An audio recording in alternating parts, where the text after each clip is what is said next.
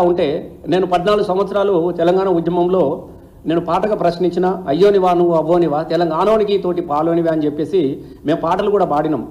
అట్లాంటి గుంటూరు జిల్లాలో గుంటల జాగా అడిగినామా అని చెప్పేసి అప్పుడున్నటువంటి సమైక్యాంధ్ర ప్రభుత్వాన్ని మేము ప్రశ్నించినాం. కానీ ఎవరు కూడా ఇట్లాంటి కేసులు పెట్టలేదు, ఎవరు కూడా ఇంత అరాచకాన్ని సృష్టించలేదు. అరే వాళ్ళు అడగడంలో న్యాయం ఉంది కదా, మేము వీలైతే జవాబు చెప్పాలి, లేకుంటే లేదని చెప్పారు. కానీ ఇక్కడ అడిగిన ప్రతి ఒక్కరి మీద కూడా కేసులే, లేకుంటే దాడులే. అసలు మనం ఎక్కడున్నామో మాకు అర్థమైతే లేదు. అసలు తెలంగాణ రాష్ట్రంలో ఉన్నామా, మళ్ళీ చచ్చిపోయినటువంటి ఇందిరమ్మ పాలిస్తున్నటువంటి మళ్ళీ ఎమర్జెన్సీ ప్రభుత్వంలో ఉన్నామా అనేటువంటి భ్రమలు కలుగుతూ ఉన్నాయి. ఎమర్జెన్సీ ప్రభుత్వం ఎట్లుందో మేము చూడలేదు, అప్పటికి మేము పుట్టలేదు. కానీ ఇవాళ ఎమర్జెన్సీ ఇందిరమ్మ రాజ్యం అని అంటే ఇంటింట సౌభాగ్యం అని చెప్పేసి ప్రజలు భావించుకొని ఓటేసారు. కానీ నిజంగా ఈ కాంగ్రెస్ ప్రభుత్వం మీకు దండాలు, ఆమె ఆశయాన్ని తూచా తప్పకుండా అమలు చేస్తూ ఉన్నారు. ఎవ్వరు అడిగితే వాళ్ళ మీద కేసులు. మొన్నటికి మొన్న హరీష్ మేము అడుగుతా ఉన్నాం, అయ్యా కౌశిక్ రెడ్డి ప్రశ్నించడమే తప్పైతే కౌశిక్ రెడ్డి దాడి చేసిరు అని చెప్పేసి మీరు చెప్తా ఉన్నారు. స్వయంగా అక్కడ ఉన్నటువంటి ఎమ్మెల్యే సంజయ్ గారు బయటగా చేంజ్ చెప్పారు, నా మీద ఎలాంటి దాడి కానీ జరగలేదు, నన్ను నెట్టివేయడం కానీ ఎలాంటిది జరగలేదు అని చెప్పేసి స్వయంగా ఎమ్మెల్యే చెప్తా ఉంటే అక్కడున్నటువంటి వ్యక్తులు ఇలా 4 కేసులు ఒక వ్యక్తి మీద ఎవరైనా ఒక కేసు పెడతారు. అసలు కేసు పెట్టాల్సిన అవసరం లేదు. ఆయన ఒక ప్రజల చేత ఎన్నుకోబడ్డటువంటి మెంబర్ ఆఫ్ లెజిస్లేటివ్ అసెంబ్లీ సభ్యుడు, ఆయనే బరాబర్ అడుగుతాడు. ఆయనే అసలు ఆయన మీద కేసు పెట్టే అధికారమే మీకు లేదు.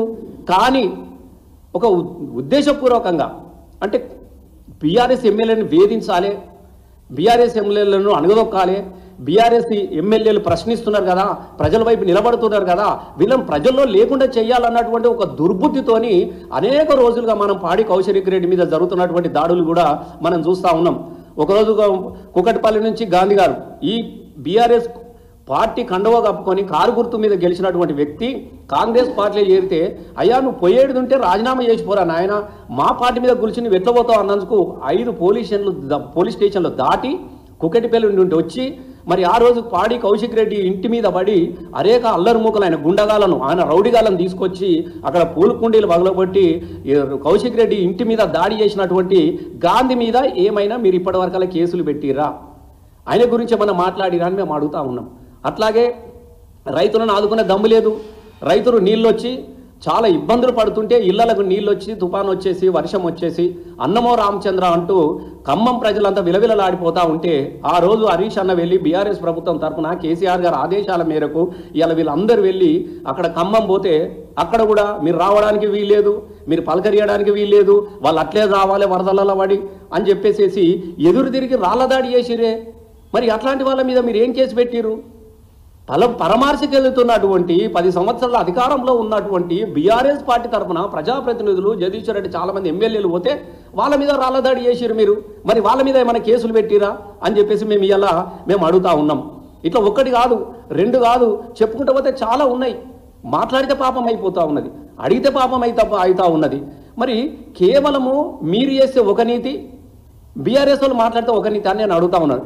నిన్న భువనగిరిలో వాళ్ళ పార్టీ యొక్క బీఆర్ఎస్ పార్టీ యొక్క జిల్లా కార్యాలయంలో వాళ్ళు రైతుల సమస్యల మీద ప్రెస్ మీట్ పెడితే మొత్తం ఎలాంటి బీభత్సం చూసారో మీ అందరికీ తెలుసు. వాళ్ళకు రాచమర్యాదలు పోలీసు వాళ్ళు ఏమనుకుంటారంటే ఎవడు ఎక్కువ వ్యక్తుల మీద దాడి చేస్తారో వాళ్ళకు రివార్డులు, వాళ్ళకు అవార్డులు, వాళ్ళు పదవులు ఇచ్చుకుంటా.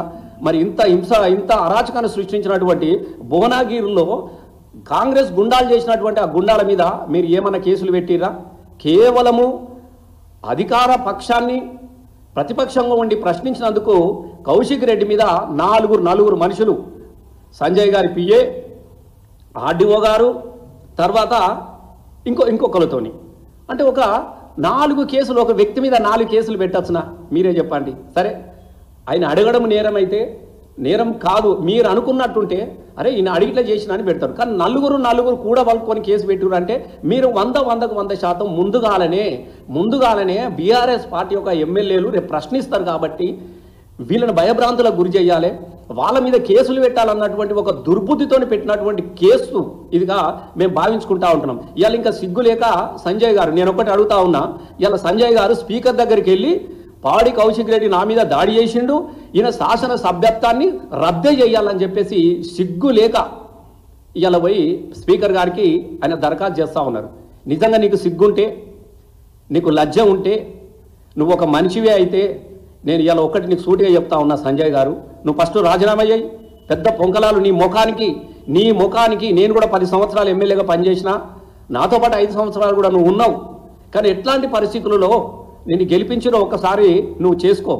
కన్న తల్లి పాలు తాగి రొమ్ము గుద్దే నైజాన్ని నువ్వు మర్చిపో అని చెప్తా ఉన్నాం. నువ్వు ఆయన అడిగిన దానిలో తప్పే ఉంది. నువ్వు అన్ని వంకర మాటలు మాట్లాడుతూ ఉన్నావు. రేవంత్ రెడ్డి చెప్పినట్టుగా 6 గ్యారంటీల మీద అబద్ధాలు చెప్పినట్టుగా నువ్వు అబద్ధాలను పొగుడుతూ మాట్లాడితే నువ్వు నిజం చెప్పాయా స్వామి, నువ్వు ఏ పార్టీలో ఉన్నావు అని చెప్పేసి అడిగిండ్రు. రేపు నియోజకవర్గం ఓటేసిన ప్రజలు కూడా నేను అడుగుతా ఉన్నారు, నువ్వు ఏ పార్టీ తరఫున మాట్లాడుతూ ఉన్నావని. నీకు దమ్ముంటే చెప్పు నువ్వు ఏ పార్టీలో ఉన్నావో, లేదంటే మూసుకొని కూర్చో. మేము ఇలా నువ్వు కాంగ్రెస్ వాదివి అయితే నిన్ను కూడా నేను సూటిగా అడుగుతా ఉన్నా, రాజీనామా చేయి. నువ్వు పెద్దగా ఇప్పుడు మీ ప్రభుత్వంలో మా రేవంత్ రెడ్డి సారు ఆహా ఊహా అని చెప్తా ఉన్నావు కదా. నిజంగా రేవంత్ రెడ్డి పాలన చక్కగా ఉన్నట్టుంటే, కాంగ్రెస్ పాలన చక్కగా ఉన్నట్టుంటే మరి ఎందుకు భయపడుతున్నావా? రాజీనామా చేయి. నీ 6 గ్యారెంటీకి గెలిపిస్తాయి కదా, నీ 420 హామీలు నేను గెలిపిస్తాయి కదా. కానీ మేము అంటారు చూడు, తినేందేమో మొగని సొమ్ము పాడేడుదో నువ్వు ఇంకోని పాటను అన్నట్టుగా ఇవాళ ఇక్కడి నుంచి గెలిచి బీఆర్ఎస్ పార్టీ నుంచి గెలిచి కాంగ్రెస్ పాట వాడుతూ ఇలా సంక్రాంతికి వచ్చే బిచ్చగలలాగా ఇలా నువ్వు తిరుగు మాట్లాడుతూ ఉన్నావు. మాకైతే నవ్వొచ్చినా ఉన్నది. ఒక్కసారి నిన్ను నువ్వు అద్దంలో చూసుకో, నిన్ను నువ్వు ప్రశ్నించుకో. నేను ఇవాళ కూడా నేను అడుగుతా ఉన్నా, నువ్వు ఒక అయ్య అవ్వకే పుట్టినోనివి అయితే, నువ్వు ఒక మనిషివే అయితే ఇవాళ వెంటనే బీఆర్ఎస్ పార్టీకి రాజీనామా చేయి. నీ శాసన ఇవాళ నువ్వు స్పీకర్కి ఇవ్వాల్సింది పాడి కౌశిక్ రెడ్డి మీద ఫిర్యాదు కాదు. నీ రాజీనామా లెటర్ ఇచ్చిరాపో, నిలబడిపో. రేపు ప్రజలు తెలుస్తారు కదా. నిజంగా ప్రజలు నేను అంగీకరించినట్టుంటే నీ ఇంటికి వచ్చి క్షమాపణ చెప్పొచ్చు వస్తాం మేము. నీ